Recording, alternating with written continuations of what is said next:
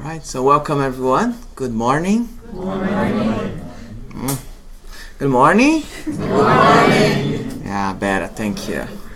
All right, so it's a pleasure to have all of you here. Thank you for those watching us through the internet. And you all know that today is a special Sunday for us. It's special because we have someone that is coming from far away to visit us and give us a lecture that is different from our usual speakers here. So I'm very happy to have to introduce you guys to Andrei Moreira. Some of you guys was here yesterday, gonna heard for the third time the introduction about Andrei, but it's always a pleasure, right?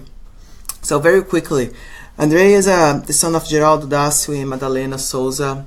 He is a homeopath doctor and family constellation system therapist, president of the Medical Spiritist Association of Minas Gerais, AMENG, since 2007. He is a writer of original and imaginistic content by the Spirit Dias da Cruz, fully donating the rights of to AMENG's activities. Andrei has been a Spiritist lecturer for 20 years now, and has also coordinated communications regarding humanitarian trips for Fraternity Without Borders, which he's gonna talk a little bit about it at the end. That it's the Fraternity Without Borders is a shelter that have more than 12,000 orphan children in Mozambique and Madagascar. Okay, so again, it's a pleasure to have Andrei here. And as usual, before we start the lecture, I'm going to invite Raquel to do the initial reading and prayer for us. All right?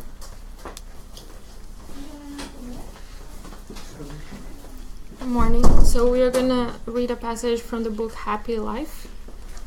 Feed yourself to live, without the gluttony which makes men live to eat. More people die from eating too much or an inadequate diet than from lack of food.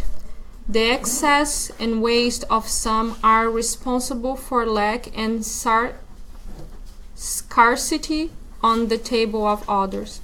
Food is a blessing for our corporeal existence, but complex combinations and extravagant presentations can be an injustifiable passion or a pernicious vice. Use food with wisdom and frugality to live a long life with ideal health. So let's now elevate our thoughts to our Master Jesus and all the beloved friends that are here with us. Let's ask them to open our minds and our hearts for the lecture today, that we may absorb as much as we can in order to help us continue to the path of good. Let's ask the spirits to bless Andrei, that he may feel inspired today, and to bless all of our friends that could not be here today with us. Thank you, so be it. Andrei.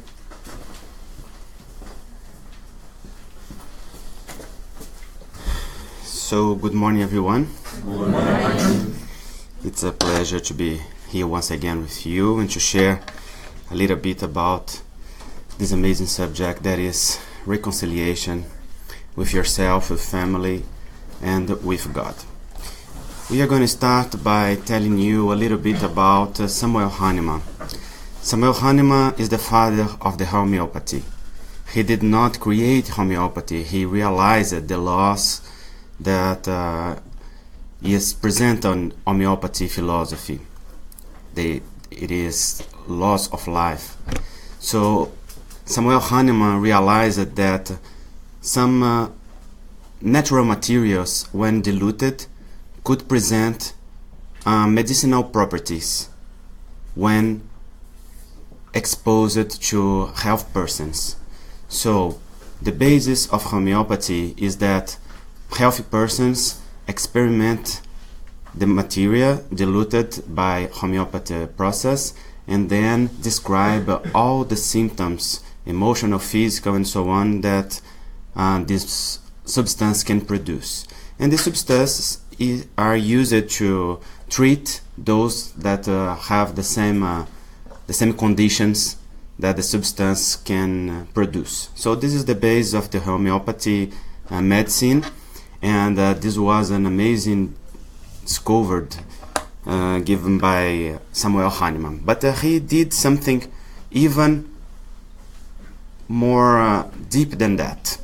He realized that for the man to be sick, we need a predisposition to get sick.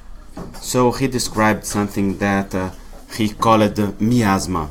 And the miasma is the predisposition to get sick. And he said, if the man doesn't have a miasma, he wouldn't be sick. So he described the 3 specific miasmas. He called it psora, syphilis, and psychosis. And he described the source of these miasmas with his knowledge of that time. So he thought that miasmas came from no-healed disease from the childhood. But the philosophers that came after Hahnemann gave us a little bit more about the understanding of these miasmas. And one very important is an American one called James Tyler Kent. For the first time, he introduced spirituality into the homeopathic philosophy, and he described the source of psora, the main miasma, as the disconnection between the creator and the creature. So he said he was a Catholic man, and he described that as a follower of this philosopher. So he described the source of psora as the result of the first man disobedience. So he said, once Adam and Eve had disobeyed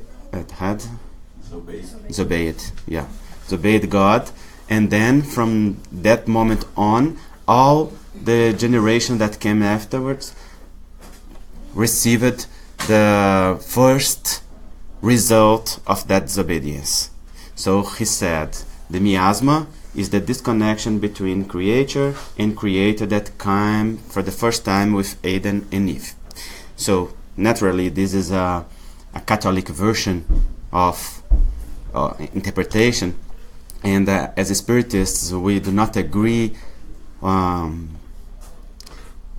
exactly with the same understanding about this passage, but we agree with James Tyler Kent about the source of psora.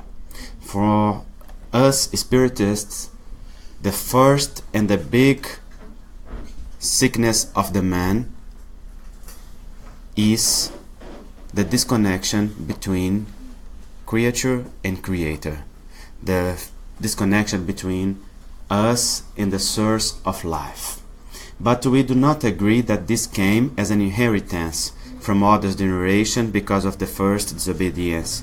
We understand that Adam and Eve are not persons, but they are symbols of a spiritual movement.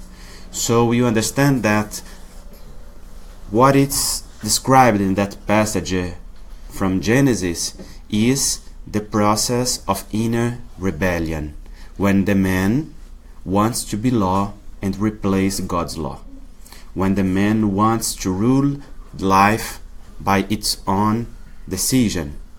So that's what is described there, and that is what we need to discuss today and think deeply, because the source of this first and big miasma, which is called psora, the base and the big predisposition to any kind of sickness, mental, emotional, and physical, is the disconnection between creator and creature, between spirit and God, between us and the source of life. So, how this happens? As we didn't inherit that from others, how we disconnect, how we detach ourselves from this big source of life. We do that whenever we want to control life. The search for control is a neurosis, because we have a minimal control of life, and the big control that we need to develop is the control of ourselves, not the control of life. Whenever we want to control life, we want to rule life by our own interpretations, by our own values. We want to replace others' wills and others' ability to make choices and to decide their own lives. So, those who want to have control do not have faith, do not trust, do not believe that others are able to make their own choices, do not believe that that relationship can go on without a control. So this is the lack of faith, and the lack of faith is the symptom of disconnection. So we have to think about this, because this is a very common situation that we face in our daily lives. The Spiritist teaches us the path of sickness, and I'm gonna show you here. So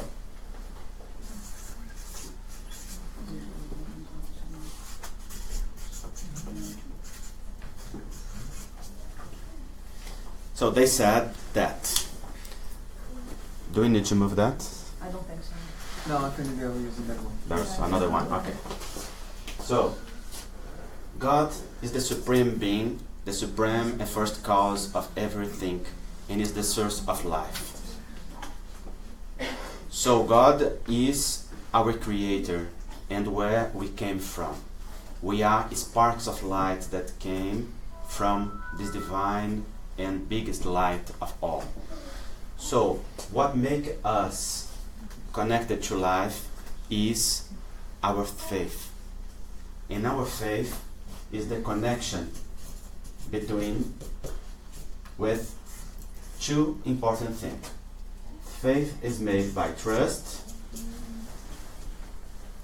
and when we trust, we allow us to be in relationship with, because trust means relationship. It's a relation. We do not have trust when we are a part of something. So we can only evolve if we get involved with.